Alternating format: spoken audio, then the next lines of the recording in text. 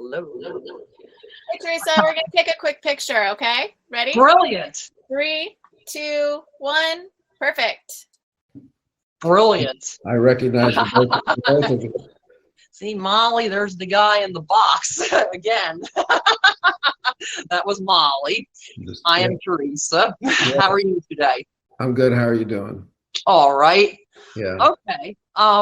Two things. Last week in the Loop conversation, I had told you, and I wanted to recommend it again, Everywhere at the End of Time by The Caretaker. Oh, yes, right. Yeah. Look it up on YouTube because it will.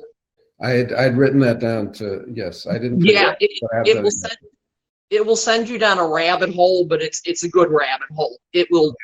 It's amazing. Okay.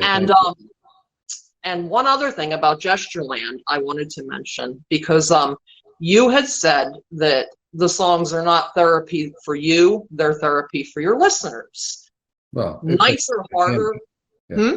If they can be. I mean, not quite therapy, but connection.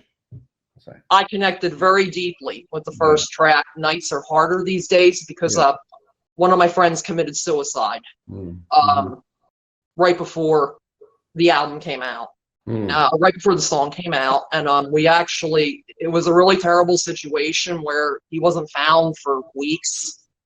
And your song came out, and I listened to it, and it was okay. It was okay. It was like the end of June or something. And then after I found out that Doug had died, I heard it again, and it just really hit me. Right. And so now, to me, that's always going to be Doug's song. Right. And especially the part about where you said you didn't see the signs. Right. Right.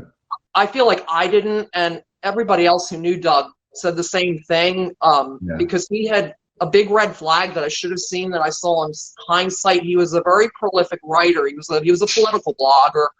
Yeah. He had just stopped writing. He just stopped. Yeah. He just went silent. And that's a warning sign, of course, that when somebody gives up something they really love, that was really important to them, and they just stop doing it. Yeah. I just wanted to let you know, like, how much that song meant to me. Well, thank you. I appreciate it, and well, I hope you give yourself a break. If somebody is intent on doing that to themselves, then they're going to do it. And that you can't really. You can try to put it off, get in the way, but ultimately they're dealing with their own stuff that we can only guess at in hindsight. So. We all knew. Beat yourself up too much about it. Yeah, we all knew. His ex-girlfriend, who actually, you're 1 degree away from Doug, because his ex-girlfriend knows you and knows Monique. I think she might be a better friend of Monique. Right. But in any event, she's really beating herself up, and she tried to get him help, because we knew he was having problems, but he just he went his own way.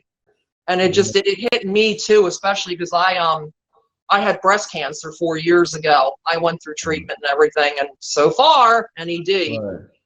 But I had always thought when Doug died, this is going to be the other way around. Especially after having gone through cancer, it just seemed to me like I shouldn't be the one making a memorial for you and putting it on Find a Grave. You should have been doing it to me. For me, to me. It's very mysterious, that whole ability to end oneself, but we have to continue on, right? We're running out of time. I'm sorry. Yeah, that's okay. Right. Thank you. Thank you.